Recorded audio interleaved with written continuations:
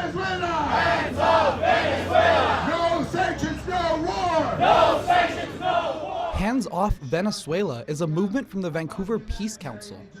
Protesters gathered outside of CBC on Saturday because they believe that the Canadian government should not interfere with Venezuelan politics. This cannot be allowed to stand.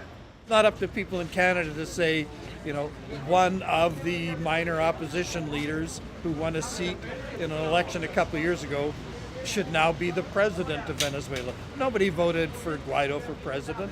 Nobody. This is a farce. The group argues that Canada should not impose more sanctions against the Maduro government because they believe that he was democratically elected. 67% of the voters voted for Nicolas Maduro. If that's not a support of legitimacy, I don't know what else would be. The Venezuelan people have spoken.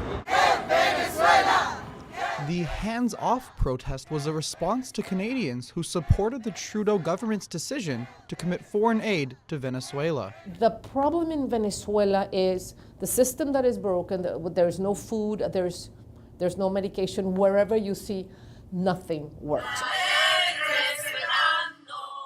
Protesters, democracies, and scholars around the world have questioned the democratic legitimacy of Venezuela's 2018 election. When you've stacked the courts and you've essentially neutralized the legislature, and then you hold an election that is so bad that the international community can't say you have electoral legitimacy.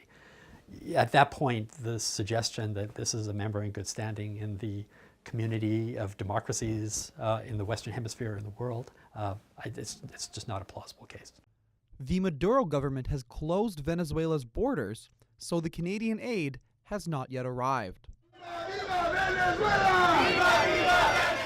Dan Mountain in Vancouver for BCIT Magazine.